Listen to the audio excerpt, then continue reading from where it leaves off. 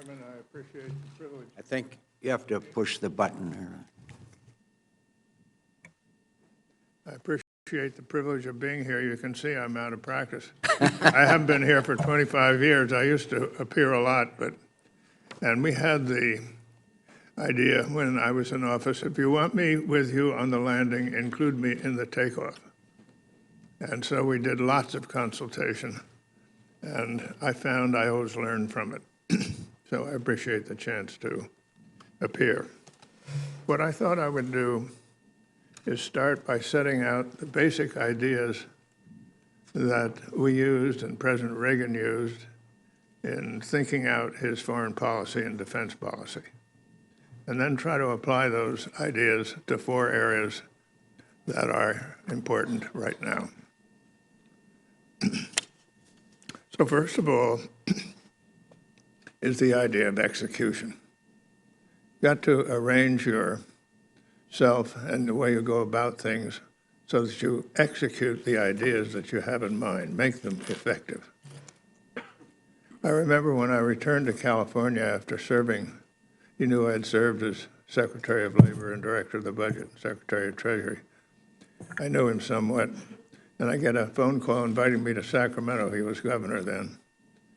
And I got a 2.5-hour grilling on how the federal government worked. How do you get something to happen? How does the president set up his policy? How does he get people to follow that policy? How does the budget get put together? What does the president do? What does the cabinet officers do? What does the budget director do? And so on. And I came away feeling this guy wants to be president, but he wants to do the job, make things work. And then I remember not long after he took office, you may recall the air controllers went on strike, the air traffic controllers. And people kept running into the Oval Office saying, Mr. President, this is very complicated. He said, it's not complicated, it's simple. They took an oath of office and they violated it, they're out. And all over the world, people said, is he crazy, firing the air traffic controllers? But he had surrounded himself, and he had over in the Transportation Department a man named Drew Lewis, who had been the chief executive of a large transportation company, and Drew knew how to keep the planes flying, which happened. So all over the world, the message went, hey, the guy plays for keeps, you better pay attention. But it was execution. The second thing in his playbook was always be realistic, don't kid yourself, no rose-colored glasses, describe the situation as it is. That doesn't mean you're afraid to recognize an opening when you see it, but don't kid yourself, very important principle. Then next, be strong. Military, of course, and I don't know, sequestration seems to me like legislative insanity. How you can't run anything on a percentage basis. You've got to be able to pick and choose. So you better get rid of that. But at any rate, we need a strong military, but we need a strong economy, something vibrant, something going to draw on. And we need to have that kind of self-confidence that Madeleine talked about, that we have the winning hand, we have the right ideas. All of that adds to your strength. Then the next thing, of course, is to think through your agenda. So when you get to negotiating, you're negotiating from your own agenda, not the other guy's agenda. Don't spend any time thinking about what he might accept or she might accept. Stick to your agenda. Figure it out, what it is, and that's what you're after. I remember when President Reagan proposed the so-called zero option in INF, people said, you're crazy. The Soviets have 1,500 missiles deployed. We have none. You're out of your mind. Well, we went through a lot of pain and agony, but we wound up with 0-0. So our agenda won. We stuck to it. Then I think it's very important to be very careful with your words. Mean what you say. Say what you mean. I remember, Mr. Chairman, at the start of World War II, I was in Marine Corps boot camp. Sergeant hands me my rifle. He says, take good care of this rifle. This is your best friend. And remember one thing, never point this rifle at anybody unless you're willing to pull a trigger. Senator Sullivan, you went through the same experience, I'm sure, in boot camp. So no empty threats. And you can translate that into, when you say you do something, do it. If you have that pattern of behavior, people trust you, they can deal with you. If you don't do what you say you're going to do, they can't deal with it, they don't trust you. So I think this has been a very important principle. And then once you have all these things in place, negotiate, engage with people. Don't be afraid to engage with your adversaries, but do it on your agenda and from your strength. So that's the outline. Now, let me turn first to something that I don't know whether it's really on your agenda or not, but I think it should be. And that is our neighborhood. I always felt, and President Reagan felt, that our policies start in our neighborhood. This is where we live, Canada and Mexico. It's worth pointing out that since NAFTA was signed 20 years ago, trade between these three countries has blossomed. Canada is our biggest trading partner. Mexico is third. We're their biggest trading partners. And listen to this. Our imports from Canada are 25% U.S. content. Our imports from Mexico are 40% U.S. content. So there's an integrated process going on here. Furthermore, in terms of people, there are 1 million Canadians living in California. That's fine, it's no problem. Fertility in Mexico now is down to a little below replacement level. When we had that crisis not long ago with all these kids showing up on our border, none are Mexicans. It only underlines the point that the border that we need to be worrying about is Mexico's southern border. And we need to be worrying about, and how can we help them? And why is it that conditions are so bad in El Salvador, Honduras, and Guatemala that parents send their children north to see if they can't get something better? We got to pay attention down there. That's all part of this problem of illegal immigration. It isn't just ranting about our border. It's much more diverse than that. Then I want to turn to Iran. What's the reality? Let's start with reality. The first point to remember is Iran is the leading state sponsor of terrorism. It started right away when they took people in our embassy hostage for close to a year. One of their first acts also was to try to blow up the Grand Mosque in Mecca. They act indirectly through Hezbollah. I think it's probably a fair statement to say that if it weren't for Hezbollah, Assad would not be in Syria right now. But Hezbollah is an Iranian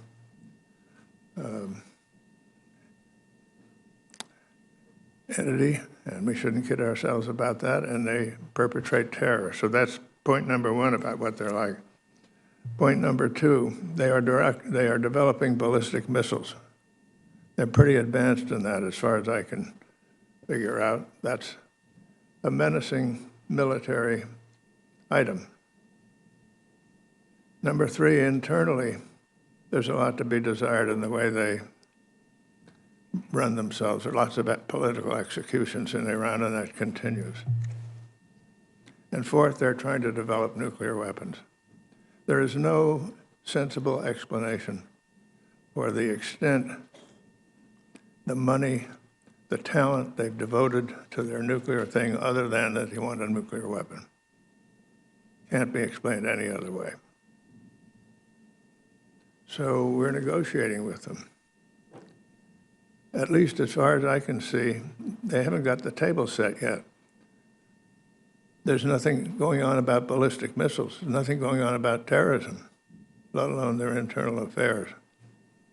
It's just about the nuclear business. And we had innumerable UN resolutions in the Security Council calling on Iran to dismantle its nuclear capabilities. And now we seem to have granted that. And as they say, we've granted the right to enrich. Already they pocketed that. And we're just talking about how much. I think it's also the case What if you said to yourself, what is their agenda? Their agenda is to get rid of the sanctions. And they're doing pretty well. The sanctions are eroding. The more you kick the can down the road, the more the sanctions erode. And they're not so easy to put back. I hear people talk about snapback. There's very little snapback. If you've ever tried to get sanctions imposed on somebody, you know how hard it is. You're trying to persuade people who are making a perfectly good living out of trade with somebody to stop doing it. And it isn't easy. So I'm very uneasy about the way our negotiations with Iran are going on. I think it's not a bad thing if they're reminded that sanctions can be put on and will be tough. Then let me just say a word, Madeleine has covered it already well, about Russia. I think, in addition to the obvious things about it, Russia is showing a lack of concern about borders. It is, in a sense, an attack on the state system. It's an attack on agreements. Remember, when Ukraine gave up nuclear weapons, there was an agreement with us, with the Russians, and with the British that they would respect the borders of Ukraine. You don't even hear about that agreement anymore. Doesn't mean a thing. And all their neighbors are nervous. Why? Because they're showing a disrespect for borders.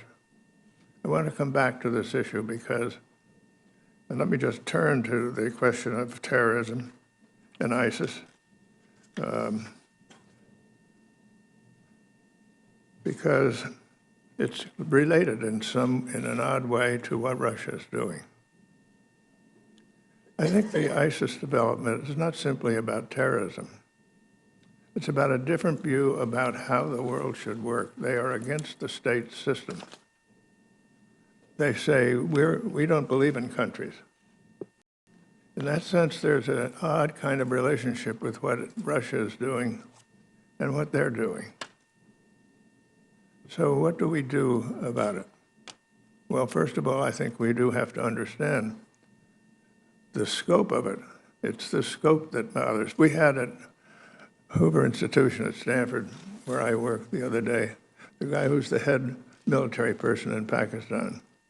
He was more worried about terrorism than he was about India, about ISIS establishing itself in Pakistan. So it isn't just the Middle East. This idea of no countries is something that's their ideology. They're trying to pursue it. So what do we do? Well, I think we obviously need to recognize that this has been around a long time, and I brought along, put it in the record, Mr. Chairman. Without objection. A speech I gave in 1984, just to make the point that terrorism has been around a while. And in this speech, I'll read a couple of things from it.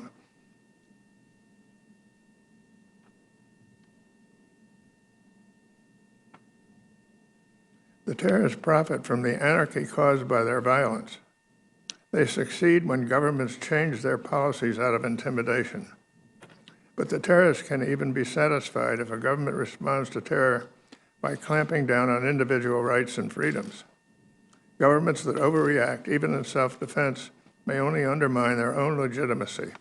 So I'm saying we have to figure out how to react, but not give away the store in the process.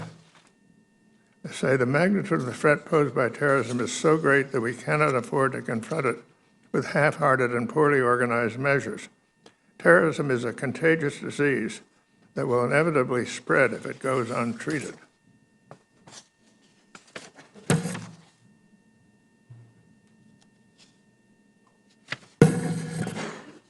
We cannot allow ourselves to become the Hamlet of nations, worrying endlessly over whether and how to respond.